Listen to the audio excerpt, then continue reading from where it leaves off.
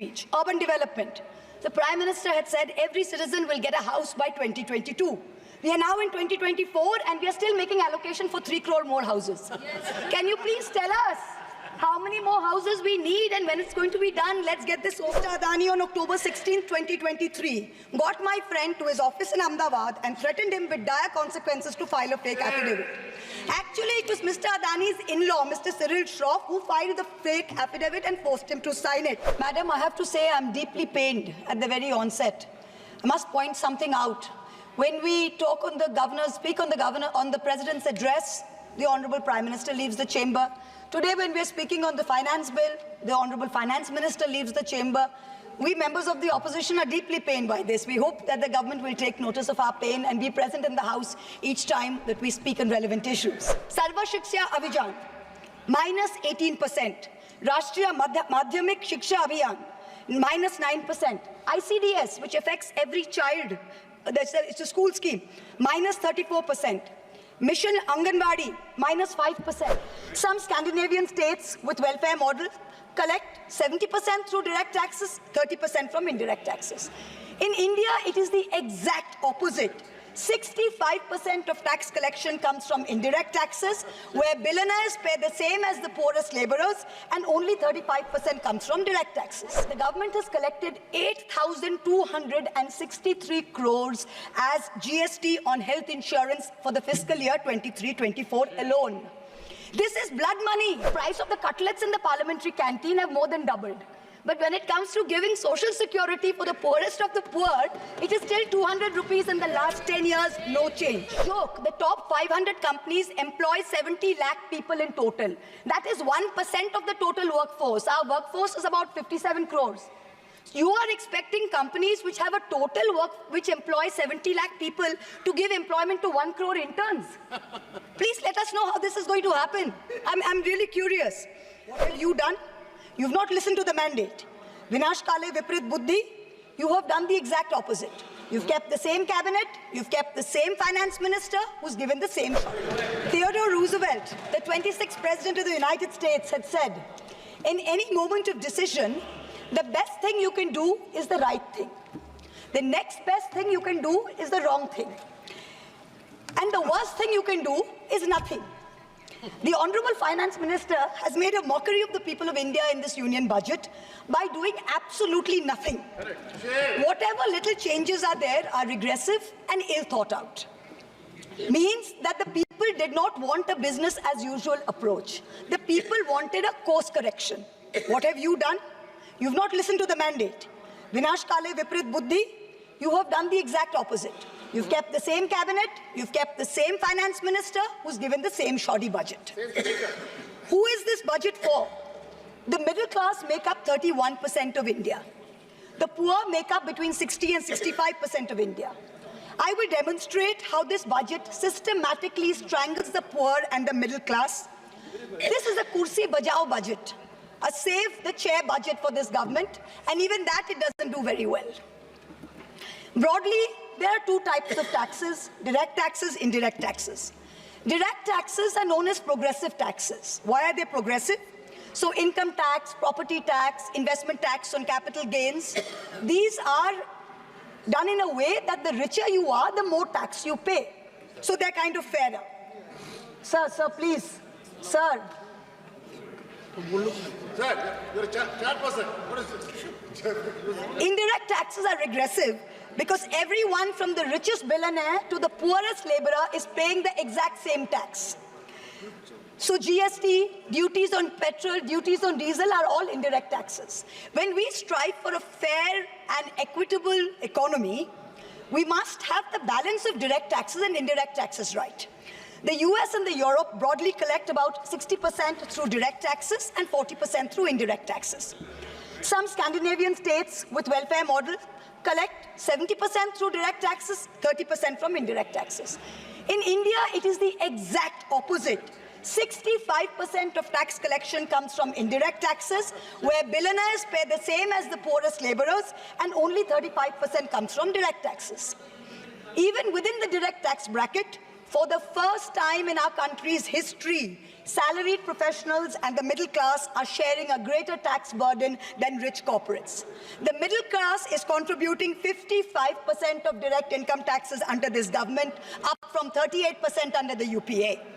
The richest corporates in India today contribute only 45% of direct taxes.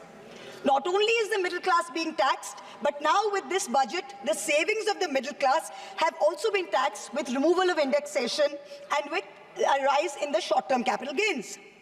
Investors who've made more than 11% return, we've done the calculation, that's about the threshold rate. If you have made more than 11% returns, so if you've made higher returns, then this new tax regime with the removal of indexation has happened is good for you. Now, people like our parents, pensioners, salaried middle class, risk-averse people who invested in gold, in property, in debt mutual funds, the removal of indexation has harmed them disproportionately. So the middle class has lost out. Debt mutual fund holders will end up paying more than 40% more tax because indexation is being changed from 20% to 12% for investments made before April 1st, 2023. So this is effectively penalizing those who've made low profits. You've anyway made lower profits. People think real estate has made enormous profits. If you look at RBI's housing index for the past 10 years, the average rise in property prices has been between 4.5% and 5%. So if the middle class is invested in property, that is below 11% return, so indexation is going to harm you. The current GST regime is irrational and iniquitous. There is 18% GST levied on life insurance and medical insurance products. The Honorable MOS Finance yesterday, on Monday, told this House that the government has collected 8,263 crores as GST on health insurance for the fiscal year 23-24 alone. This is blood money. Our Honorable Chief Minister Mamata Banerjee wrote a letter to the Finance Minister, to the Centre, pointing out that this is a completely anti-people tax. What is life insurance? What is health insurance? It is people guaranteeing and spending money and protecting against life's uncertainties, against accident, against injury, against ill health, against death. What are you doing? You are imposing GST, same rate that a billionaire pays, the poorest middle class person has to pay. So people are deterred from taking out new policies. People are deterred from continuing existing insurance. This should be removed at the earliest. Now, let me now move on to what affects more than 70% of Indian citizens, social sector allocations. The general trend over the past decade, in every budget in the last 10 years, of which our Honorable Finance Minister has presented 7, has been in nominal terms, you have allocated more money to the social sector. But if you account for inflation and you look at real allocations, inflation adjusted, allocations have seen reductions of over 25% in the past 10 years. I'm going to look at real allocations, that is adjusted for inflation, for some major schemes in the past 10 years. Sarva Shiksha Abhijan, minus 18%. Rashtriya Madhyamik Shiksha Abhiyan, minus 9%. ICDS, which affects every child, it's a school scheme, minus 34%. Mission Anganwadi, minus 5%. PM Poshan, minus 45%. PMGSY, those of us who have rural areas, the Pradhan Mantri Gram Sadak Yojana scheme, minus 47% reduction in real terms. The National Social Assistance Program, minus 20%. The combined expenditure on 5 social schemes, the top 5 social schemes as a percentage of GST, of GDP, has declined from a peak of 0.93%, so almost 1% of GDP in 2009-10. Do you know where it is today in 23-24? It is 0.36%. It is only a third of what it was in 9-10. The Manrega budget during COVID, when the center was telling all the states, please give employment to the laborers, they are going back. The Manrega budget in 2021 was 0.6% of GDP. Do you know what it is today? 0.26%. No. Specific budget figures for 24-25 are shameful. Specific figures, let's look at the specific figures. The allocation for Samarth, which is maternity entitlement and the creche scheme, has been reduced by 70 crores compared to budget estimates of last year. The budget for the National Social Assistance Program, for again those of us with rural areas, you know how important this is. This is what gives social security pensions to the elderly, to single women, to disabled. This is unchanged. from last year at 9652 crores. 9,600 crores, same as last year, no adjustment for inflation. The central contribution to social security pensions has been unchanged since 2014. It was 200 rupees in 2014. It is still 200 rupees per person today. The price of the cutlets in the parliamentary canteen in the last 10 years have been adjusted for inflation with the government's approval. The price of the cutlets in the parliamentary canteen have more than doubled. But when it comes to giving social security for the poorest of the poor, it is still 200 rupees in the last 10 years, no change. This budget's allocation, there is no room for higher salaries for Anganwadi workers. Their salaries have been unchanged since 2018. No room for higher honorarium for midday meal cooks. You have to understand a lot of the women in villages depend on only Anganwadi sectors and midday meal sectors for any source of employment. There has been no higher allocation for supplementary nutrition given to children. The National Food Security Act, the NAFSA, mandates coverage of 67% of the population through PDS. The Prime Minister has very proudly proclaimed that this is a food surplus country. Fine. Then why have we not increased the population covered under rations? Since 2011, you have not had a census. Since you have not had a census, you have not increased the number of people being covered under rations. Also, one very important question. Why is the central government blatantly defying the directions of the Supreme Court? We went to the Supreme Court on the migrant workers case. The Supreme Court gave an order, a direct order to the central government that the central government is to give rations to 8 crore migrant workers of the unorganized sector who have been left out of the food security net. The last hearing was on 16 July 2024. Court again said that you have to please give money to the states which have issued additional cards, ration cards. But there's no room in the budget for this. There is no allocation. In this rush to protect its own chair, the government is making a very dangerous mistake, which is it's not giving enough to protect our borders. Military experts have repeatedly warned us that India's military capability has to be modernized because we are fighting on two fronts. One is against China, we need a dissuasive deterrent. Against Pakistan, we need an offensive deterrent.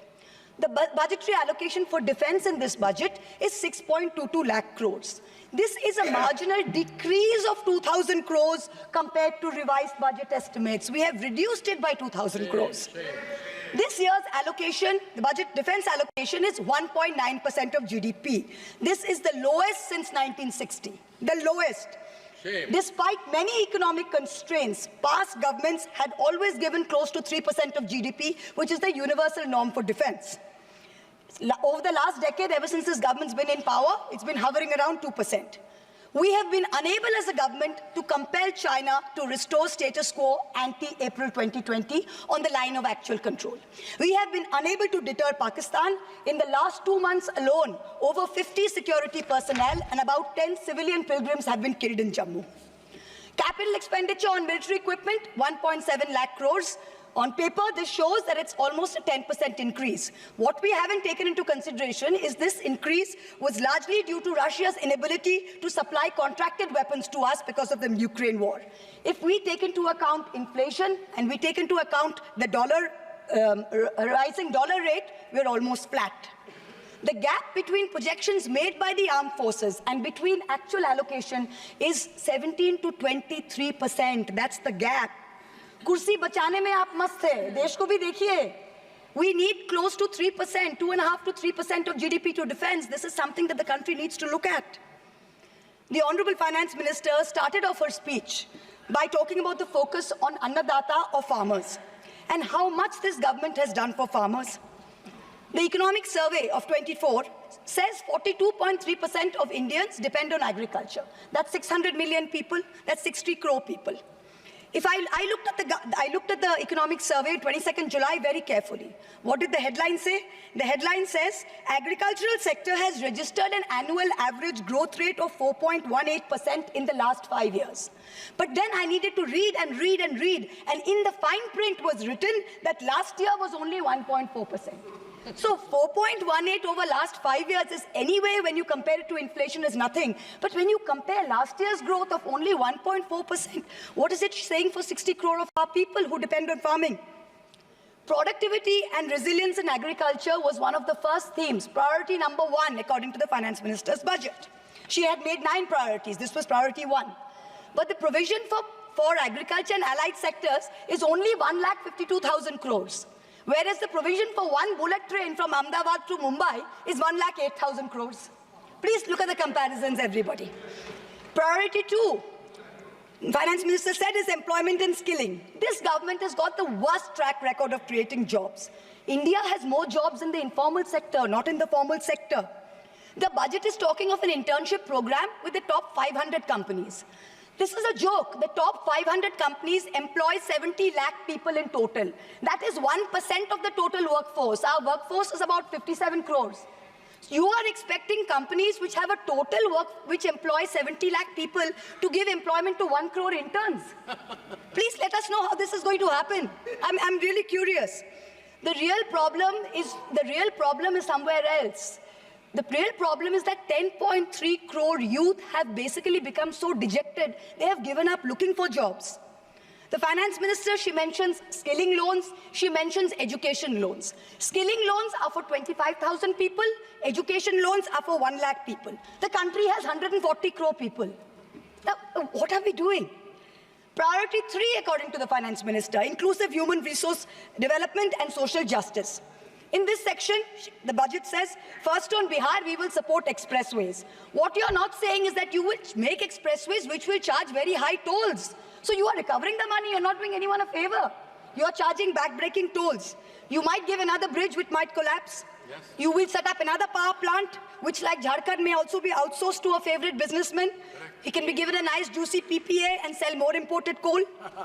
Secondly, on Andhra, there are no grants, but only loans, that too from multilateral agencies. So basically, dollar loans will be given to Andhra Pradesh, which future generations will have to pay back with interest. There was also another sweeping statement. Grants for backward regions of Rayalaseema, Prakasam and North Coastal Andhra, as stated in the Act, will be provided.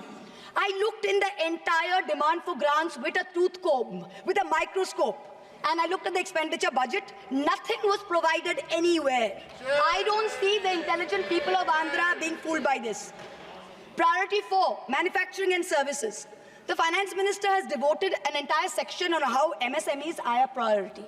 I believe her, yes, it should be a priority. But I'm very confused. Most medium and small enterprises are either proprietorships or partnerships. Madam, can you please explain why these proprietorships and partnerships are taxed at higher rates than companies? This makes no sense. Is the A-team the only businesses who are sending truckloads and tempo loads? MSMEs are not sending, is that the problem? And also the government needs to get rid of the bizarre 29A of the Insolvency and Bankruptcy Code, because it is killing companies that are in trouble. It does not allow promoters to propose a resolution plan. As long as we have this code, promoters cannot propose a resolution plan. We need to get rid of this. Priority 5 in the finance minister's speech, urban development. The Prime Minister had said every citizen will get a house by 2022. We are now in 2024 and we are still making allocation for 3 crore more houses. Yes. Can you please tell us how many more houses we need and when it's going to be done? Let's get this over with. 2047. Priority 6, energy security. The less I speak about this, the better it is. Energy security is security for best friends. It's created by allowing best friends to import low-grade quality coal, mark it up as high-grade quality coal, and sell it to state development corporations at the cost of the country's environment, at the cost of the health of our citizens. Priority 7, the finance minister said, was infrastructure. She announced in a true style of Shagun that she's gifting the nation 1,11,111 crores. 111,111. This is flat on last year. Sadly, most of this will go towards crony capitalists. You'll make roads that have potholes, you'll have airports that leak, you will have bridges that fall out, and the taxpayer will pay for this. The budget speaks of private sector participation. But remember one thing, they bid out 6 airports to one company for a fee to be paid by the government. Then they created a policy that allows the regulator to keep increasing the user development fee. So actually, it's the flying public of India that are paying for this. Priority 8. Innovation, research and development. Grand words, these are just grand words. The finance minister seems to have forgotten that most entrepreneurs register their product and software IPs in foreign countries like the US, since IP registration system for patents is a complete failure in our country. Unless you fix patent registration, this is not going to happen. The last priority she talks about is next generation reforms. This is also another Jamla. She says, I propose to earmark a significant part of a 50-year interest-free loan for competitive federalism. So this is double speak. We'll keep this money in our pocket. If Nitish ji and Chandrababu ji see through our Jumla and they make a big fuss, we'll have some additional funds to keep them happy and to keep the government going. Finally, I have to mention one interesting fact, and I hope that the Treasury benches will have the patience to hear me out. Please. I wholly agree with the Finance Minister on one thing. The budgets for the CBI and the ED have been reduced this year, and I was wondering why. Is it because the voters didn't like the fact that you were using the CBI and the ED to go after the opposition and file fake affidavits? Or is it because you have outsourced the CBI and the ED completely to a businessman in Ahmedabad who's controlling the whole thing? Why have you reduced it? Number one, the former Maharashtra Home Minister highlighted how BJP leaders and agencies have threatened him to filing a fake affidavit. In the case of Sandesh Khali in West Bengal, the women have confirmed on video that BJP leaders forced them to file fake statements. Similarly, I'm told in my matter, Mr. Adani on October 16, 2023, got my friend to his office in Ahmedabad and threatened him with dire consequences to file a fake affidavit. Actually, it was Mr. Adani's in-law, Mr. Cyril Shroff, who filed the fake affidavit and forced him to sign it. Even today, every mid-level official in Adani's office calls mid-level officials in the CBI and says, 161 statement change karaiye, aapka sir ko bulaiye, madam ke against mein statement dijiye. I am telling the CBI, via you, madam, please take a 164 statement once and for all. Don't keep calling back people at Adani's behest to change 161 statements to implicate me. It's going to get you nowhere. Let us reduce the CBI and the ED budget to zero. Let us, Mr. Adani, pay the full 1,500 crores. Let us outsource it completely to him. End of story. In short, this Kursi Bajao budget is a desperate attempt by the government to stick its head in the sand and act like that the mandate of 2024 never happened. But the coming days are going to prove the instability of this government and the inefficacy of its economic policy. We wait for that day. Thank you very much, madam. Thank you.